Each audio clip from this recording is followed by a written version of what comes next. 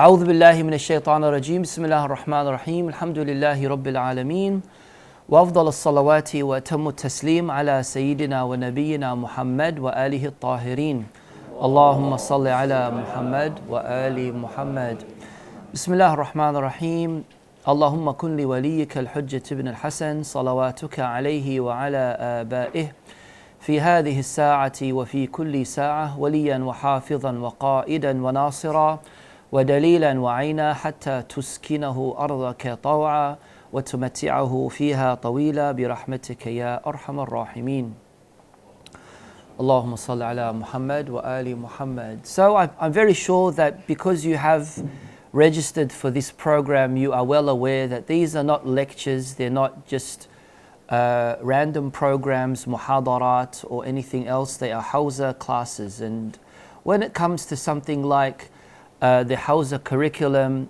one of the things that is extremely important is knowing that this is a long-term investment, in the sense that not only do you need to be persistent and consistent in your attending of classes that may take years, but also you need to be extremely patient.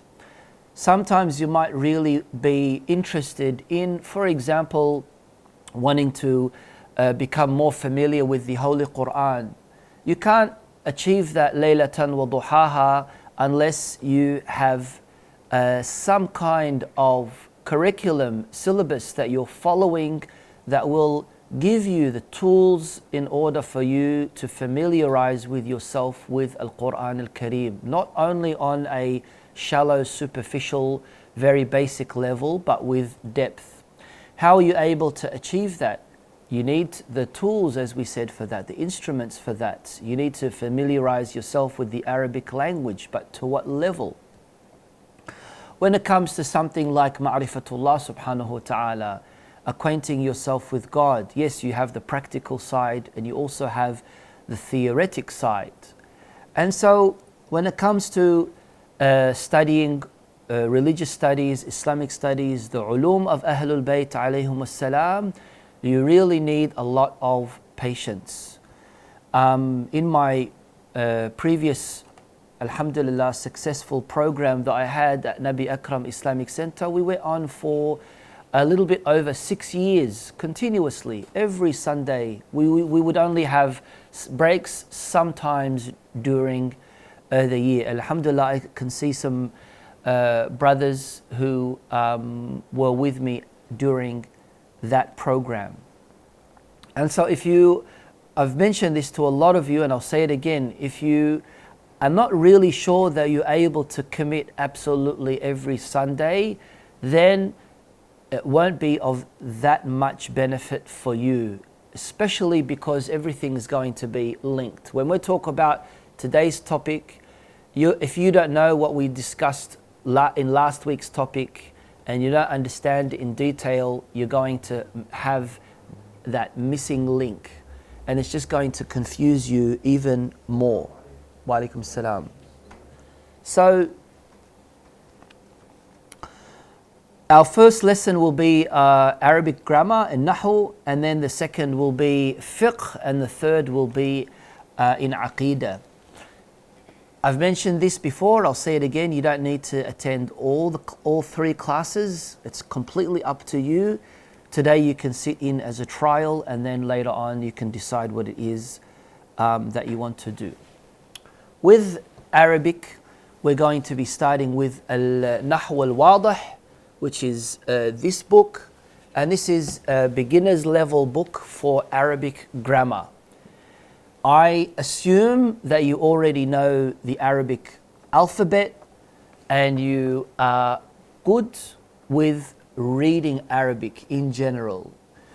Whether you understand, whether you don't understand, that's another issue, but as long as you know the Arabic alphabet and as long as you know how to join letters together as one word. And that's why I gave that handout, and it's just showing you, reminding you how each letter functions independently on its own when it comes in the beginning of a word, middle of a word, or the end of a word. Who doesn't know the Arabic alphabet here? All right. So who kind of struggles with knowing where the letter is in the beginning or middle of a words? Okay, brother. As far as reading, understanding or not understanding is something else. Who has difficulty with reading? 1, 2, 3, 4. Okay. 5. Inshallah, we'll be able to fix that. When it comes to Arabic grammar, Nahu al-Wadhih is the entry-level book, usually in Al-Hawza al-Ilmiya. It's a very simple book. It's a good book. Yes, there are other books that you might be able to find. There's one that was here. I don't know if anyone took it. Al-Hidayah fil Nahu, which is a very good book. It's a very useful book. It's also in English, Arabic English as well. So you'll be able to benefit from that. But I believe that in order for you to really learn a language, you need to learn it through the language itself. And that's why what you can see in front of you with Al-Nahu al-Wadhih, it's not English-Arabic parallel, it's Arabic by itself only. And that, I think, would be the best way to learn a language. But if you don't spend time during the week, now, okay, with fiqh, with aqaid, you might not have to spend that much time. But with language, if you don't spend enough time during the week to pick up on your handwriting, to pick up on reading and things like that, you won't get to the goal that you want to get when we finish this lesson, when we finish this class. Okay? So you do need to spend some time during the week. Arabic language is one of, if not the richest language in the world. And this is pretty much why Allah subhanahu wa ta'ala brought down the everlasting miracle of the Holy Quran in the Arabic language. This is why, as a Muslim, Arab or non-Arab, you will still need to perform a lot of your ibadat in the Arabic language. Well, especially focusing on Salah. It's also a very, very difficult language as well. When it comes to, for example, certain words, you might realize that one word has so many different meanings. Like the word ayn. Al-ayn in Arabic, you'd see that it means, the word means eye, but in Arabic dictionaries, there are 32 meanings for the word ayn. You can refer to a jasus as ayn. What's a jasus? Spy. You can refer to a well as a ayn. You refer to gold as ayn, etc., etc. With a simple animal like the king of the jungle, the lion, there are up to 300 names for al-asad. Dargham, Ghadamfar, Saba,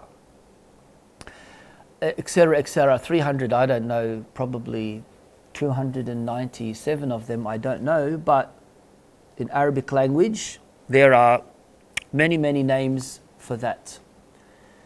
And so that's why, it does benefit you very much if you were to learn the Arabic language. But again, learning the Arabic, not shlonek ta'al, when rayih banadura and things like that. No, like proper Arabic. Now, usually when we do start any ilm, we need to know what is the subject, what's the subject matter of the language, and who is the founder of that subject. What is the subject matter? What is the mawdu' of ilm al-nahu? The mawdu' of ilm al-nahu is a word as far as its positioning in a sentence.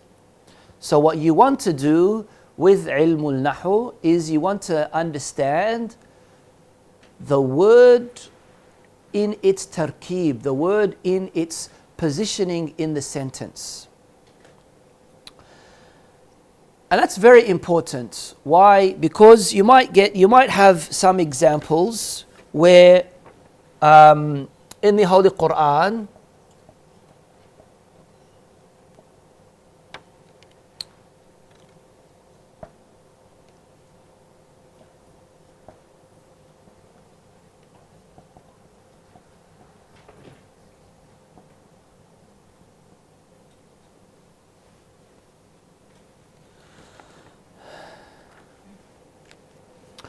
So,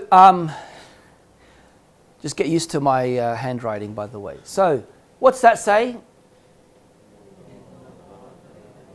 Bari' min al-mushrikeen wa rasul. Wa rasulahu or rasuluhu. Here, that simple harakah of being a fatha or a dhamma is going to make a big difference. Allah subhanahu wa ta'ala disowns or disassociates bari', right? Inna Allah disowns, disassociates min al-mushrikeen. If we say that Allah subhanahu wa ta'ala is disowning himself from or distancing himself from al-mushrikeen and from the Prophet, so if we say wa rasuluhu, right, then the sentence is very clear that Allah subhanahu wa ta'ala and his messenger is bari'un min al mushrikeen, right? But if we change that harakah, then we're going to read it in that Allah nastajiru billah, Allah subhanahu wa ta'ala is bari'un min al mushrikeen and also the prophets. And so these are just one of many simple examples that we are able to give that, allows us to understand the importance of Arabic language. وهذا ما يشتغل. لا هذا مو permanent, whiteboard marker. بس I think it's the مساحة that's no good. Where? Oh. العفو حاج مو مشكلة. Let me give another example. Another example that is usually mentioned, a little bit controversial maybe, which kind of like defines the difference between the Shia method of wudu and the Sunni method of wudu. Allah subhanahu wa ta'ala in the Holy Quran, he says, إِذَا قُمْتُمْ إِلَى الصَّلَاةِ فَاغْسِلُوا وُجُوهَكُمْ وَأَيْدِيَكُمْ إِلَى الْمَرَافِقِ وَامْسَحُوا بِرُؤُوسِكُمْ, right? وَأَرْجُلَكُمْ إِلَى الْكَعْبَيْنِ. Now this simple ayah, you understand it one way, and Ahl Sunnah understand it another way. How are you able to tackle this? Do you tackle it through the tafsir side, or do you tackle it through the ilmul nahu side? You can tackle it through the ilmul nahu side. You can also tackle it through the tafsir side, right? In any case, when we look at ilmul nahu, and we know, in our view, the founder of ilmul nahu is Amir al-Mu'mineen alayhi salam, as far as wadi'ul ilm. The first person who laid down the principles, the foundations of ilmul nahu in the broader sense was Amir al-Mu'mineen salamullahi alayhi. But of course this was later on further developed by ulama'ul nahu. And we've spoken about the benefits as well. So what you want to do is you want to understand the sentence, the structure of a sentence. You want to make sure that you understand the Arabic language and also the ability of its application as well. So when someone, writes a word like that, right? There are three different ways of reading that. With a fatha, what would that mean? What's that mean? Huh? Yeah, what does it mean? Land, right? Bar. With a dhamma, bur. What's bur mean? Wheat. And then with a kasra, bir. What's bir mean? Righteousness, being righteous. Right? Another example. What's that say? How many ways are you able to read that? No, well, it's the hamza is on the top, so it's not going to be. Huh? All right, yeah, I think you all get the picture. So a'lamu, basically I know. A'lam means someone who is more knowing. All right, we can continue on giving examples, but I think that would be more than enough as far as this is concerned. Right? So we know that words make up sentences, and we know that the positioning of a word in a sentence is very important for us to understand because of how much of a difference it's going to make as far as our understanding of what it is that the person's trying to say. And therefore, you're going to know that there is a difference between someone saying something that is of meaning and someone saying something that doesn't have a meaning. And that's why a jumla is either something that is beneficial, something that isn't. Muhammad, can you start reading the examples there in front of you? Louder voice so everyone can hear, please. What does that mean?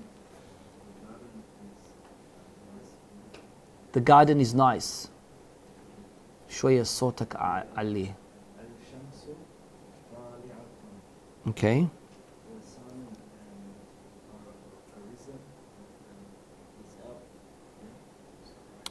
Yeah.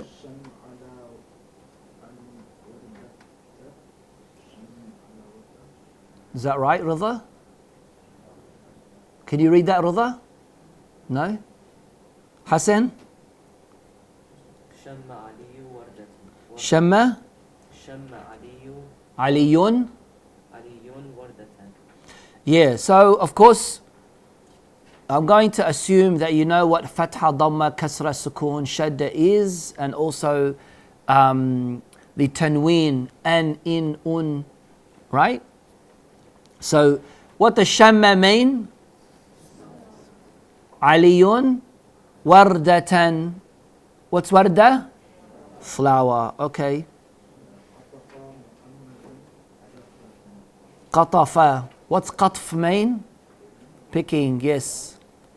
Muhammadun.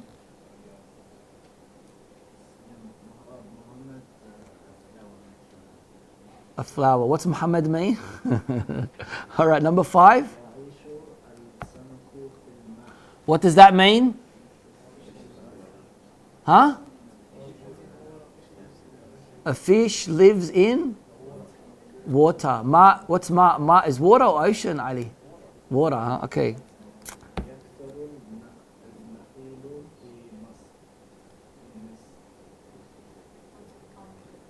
What does that mean? Thank you. Okay. All right, let's read Hassan. Al-Bahth. So this is the text, basically, right? So what are we talking about? We're talking about how we are able to understand a jumla, a sentence, right? And if the jumla is meaningful, all these sentences were meaningful, weren't they? They had a meaning, didn't they? If the sentence is meaningful, then it would be called a jumla mufida. It would also, in Arabic grammar, it would also be called kalam. So kalam means jumla mufida. Right? Yalla. إذا تأملنا التركيب الأولى وجدناه الأول وجدناه يتركب من كلمتين. What does that mean? If we look into, if we contemplate, ta'ammul means contemplating. إذا تأملنا, if we contemplate, if we look into al-tarkib al-awwal, the first structure, يعني the structure of the first sentence, وجدناه, we see, we realize, we find that it is made up of two words.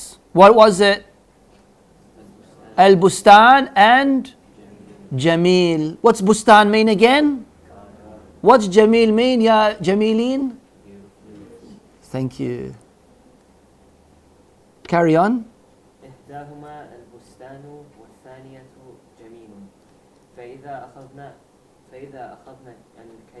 الكلمة الأولى وحدها وهي البستان لم نفهم إلا معنى مفردا. Okay, so if we were to just look at the word bustan, what are you going to understand from that other than it's just singular words? What are you going to understand? Huh? If someone comes up to you and he says al-bustan, what are you going to understand? Other than the word itself, is there going to be any kind of benefit to what it is that they said? No. What about if they say all on itself, Jamil? Carry on. لا يكفي للتخاطب. وكذلك What does that mean? لا يكفي للتخاطب. Sorry? Yes, that's right. فإذا وكذلك, sorry, yeah. وكذلك الحال إذا أخذنا الكلمة الثانية وحدها وهي جميل ولكن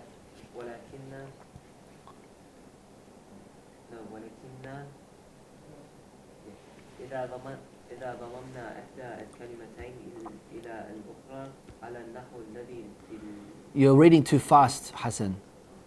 Too fast. Isn't he reading too fast? وإذا, that's good.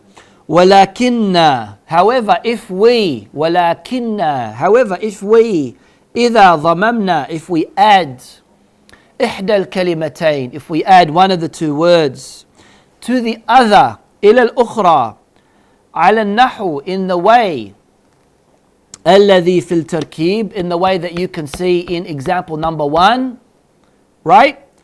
وقلنا, and we say, what? البستان جميل. فهمنا معنى كاملا. We understand a complete meaning. Right? Carry on, Hassan. واستفدنا فائدة تامة. And there is a complete understanding. We understand what's being said here. وهي اتصاف البستان بالجمال. ittisaf. What does ittisaf mean? Describing. You are describing the bustan as being jamil. Ittisaf al-bustan bil jamal. Right? Carry on. ولذلك يسمى هذا التركيب جملة مفيدة. جملة مفيدة. مفيدة. What does mufid mean? Yes. Jumla means sentence. وكل واحدة من الكلمتين تعد جزءا من هذه الجملة. Good. So each one of these words make a part, are a component of the sentence.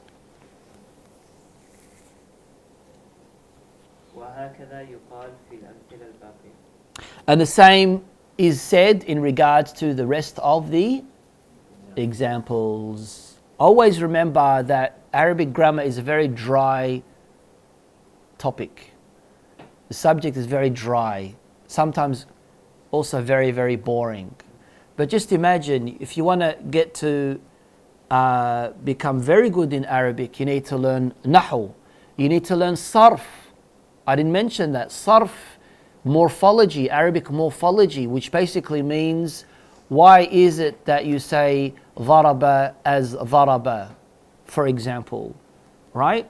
Or ilm al-balagha, rhetoric, and that's a deeper understanding of Arabic literature, for example. You know, how are you able to use metaphor? When you say رأيت القمر يمشي, right? Why are you saying it in that particular way? What does that mean? Yeah, what's that mean? Do moons walk? No, but you're referring to some individual who is so handsome, so beautiful that you refer to them as a gumar, right? And that's why you're using Arabic balagha, Arabic rhetoric or proper literature. Okay, so there are many other subcategory topics when it comes to grammar.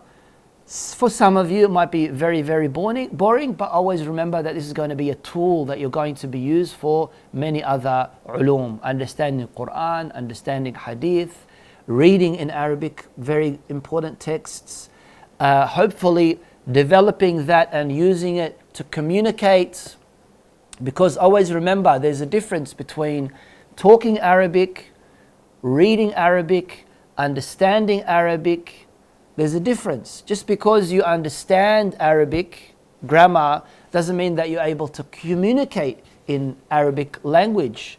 We have many non-Arab ulama who write in Arabic, but ask them to have a conversation with you in Arabic language, they won't be able to. We also have many Arabs, right, who say, who have good Arabic communication skills, but when it comes to Arabic grammar, sufr, they're below zero. They say fil ma'a, but jarru majroor is fil ma'i, they say fil ma'a, for example, right?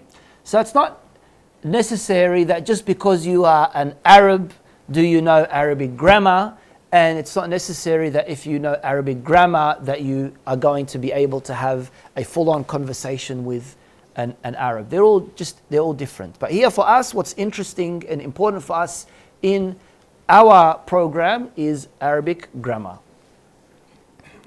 Carry on. وبهذا نرى أن الكلمة وحدها لا تكفي في التخاطب. So one word is not enough for you to have a conversation with. Saying al-bustan by itself, it's not enough.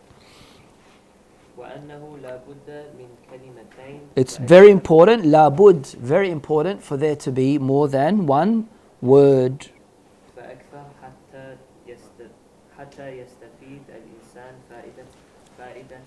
Fa'ida means benefit, tamma means complete, right? Yastafid, yani benefit from, right?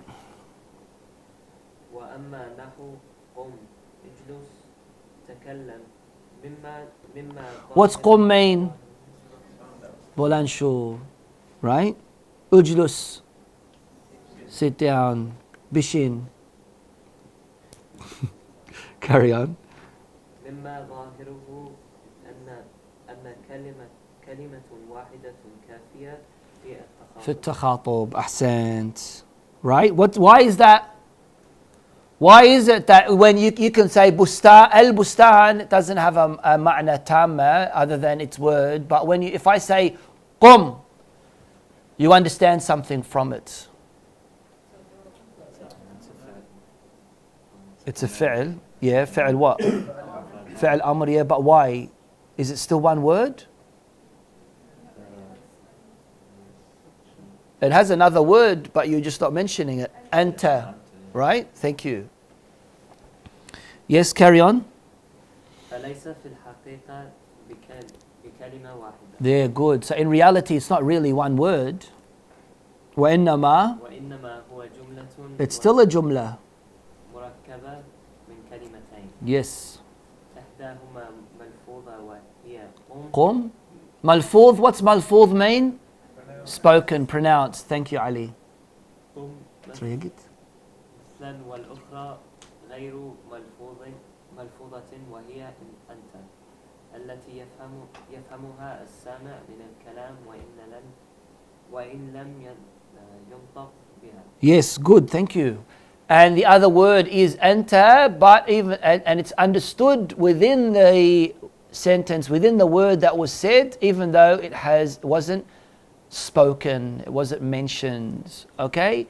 Here, now we understand the qa'idah. Anytime that you see this in the box, it's the qa'idah.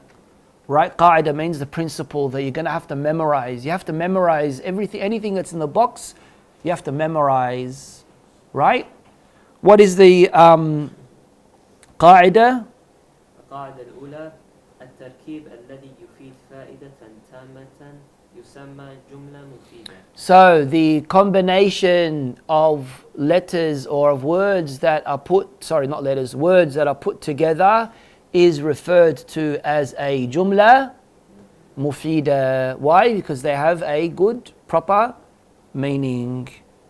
ويسمى أيضا كلاما. It's also referred to as kalam. Next.